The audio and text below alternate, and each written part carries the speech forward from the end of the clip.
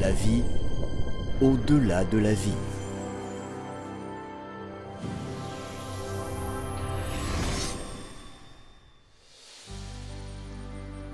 Yann a vu des gens qui s'approchaient en volant. Ses proches décédés. Finalement, tu es rentré chez toi, dans ta maison natale. Maintenant on sera de nouveau ensemble. Tes péripéties terrestres sont terminées. Yann était étonné que ses grands-parents paraissent aussi jeunes, la trentaine au maximum. Bien qu'il n'ait rien dit, il connaissait ses pensées. Oui, mon petit-fils, une âme n'est pas un corps, elle n'a pas d'âge.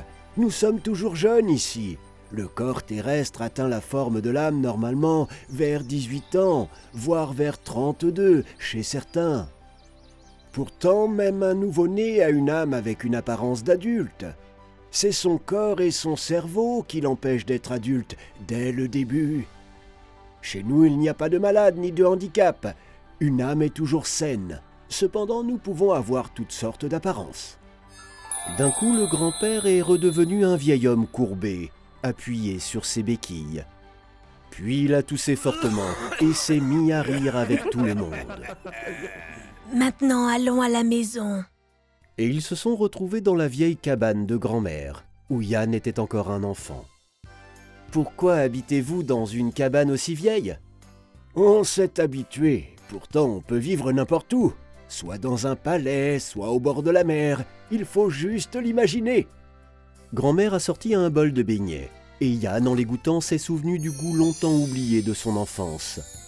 En prenant une bouchée de pieroski, Yann a découvert les incroyables propriétés de la cuisine locale. C'était comme s'il pouvait sentir l'état d'esprit de sa grand-mère lorsqu'elle avait fait ses tartes, et il fut surpris par cette découverte. Il connaissait ses émotions et ses pensées. Remarquant cela, sa grand-mère lui offrit une pomme. « Tiens, essaye ça. La pomme n'est pas matérialisée, elle vient d'un arbre de chez nous. » N'ayant aucune idée de ce que pourrait être la différence entre une pomme issue de la matière subtile et une pomme issue d'un arbre terrestre, Yann prit le fruit. Mais lorsqu'il y a mordu, il a immédiatement ressenti l'état de la pomme, comme s'il pouvait ressentir ses sentiments, ses pensées et son attitude face à la vie. Il pouvait aussi sentir complètement l'arbre sur lequel il poussait, son état, son humeur et tout ce qu'il était. Il était étonné qu'il puisse obtenir une telle connaissance à partir d'une nourriture simple. En fait, tous les objets du monde subtil semblaient très vivants, comme dans un conte de fées, et il pouvait communiquer avec tout. Yann avait vécu quelque chose de similaire lorsqu'il avait pris du LSD. C'était comme si le monde prenait vie et communiquait avec lui.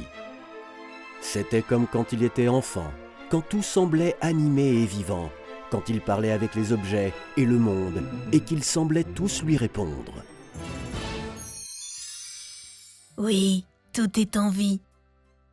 Mais l'homme faisant partie d'une civilisation l'oublie, tandis que ces gens que l'on nomme sauvages, ceux qui habitent dans la nature, gardent cette perception de la vie. Même les jeunes enfants se demandent pourquoi ce qu'ils imaginent n'apparaît pas de nulle part.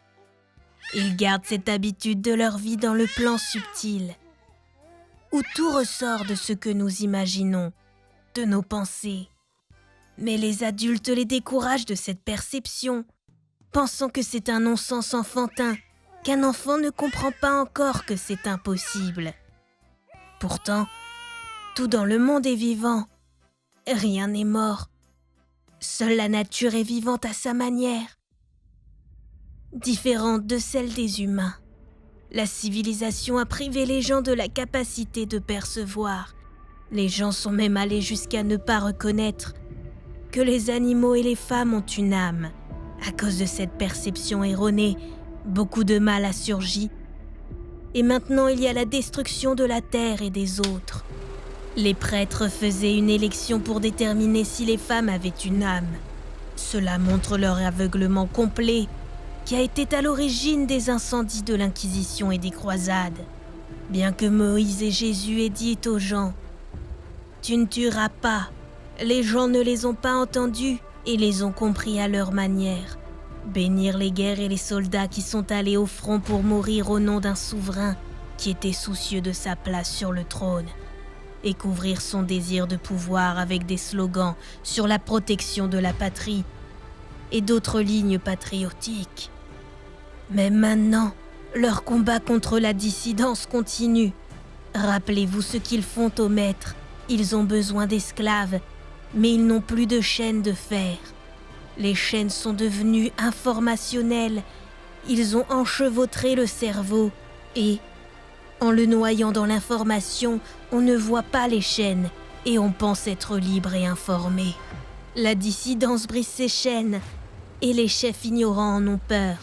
Ils essaient de faire mal paraître tous les dissidents, de ruiner leur brillante réputation, de retourner la foule contre eux, afin de les maintenir en esclavage et de détruire tout ce qui pourrait les rendre libres.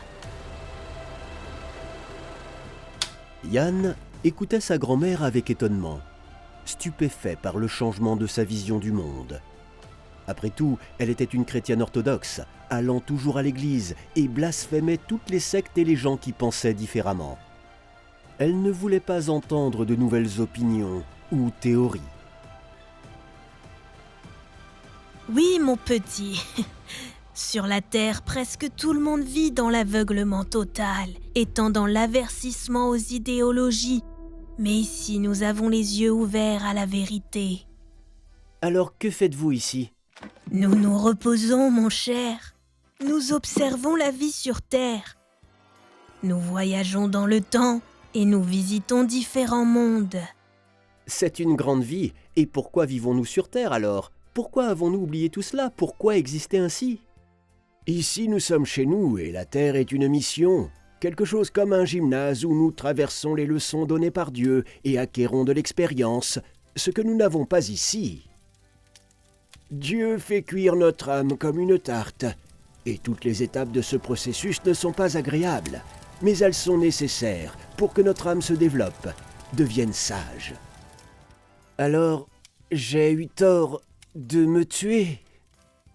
Beaucoup de choses dans la vie sont prédéterminées par Dieu, et tu n'en es pas coupable, pas plus que de ton suicide. Mais tu aurais pu vivre différemment si tu avais écouté Inna tout de suite et commencé à te développer spirituellement. Alors tu aurais pu suivre une autre version de ton destin, et peut-être avoir atteint un niveau d'être plus élevé, là où les anges, les gourous et les saints vivent dans une félicité infinie. Yann se souvint de la classe du gourou Inna, qui la désirait et se trouva immédiatement à ses côtés.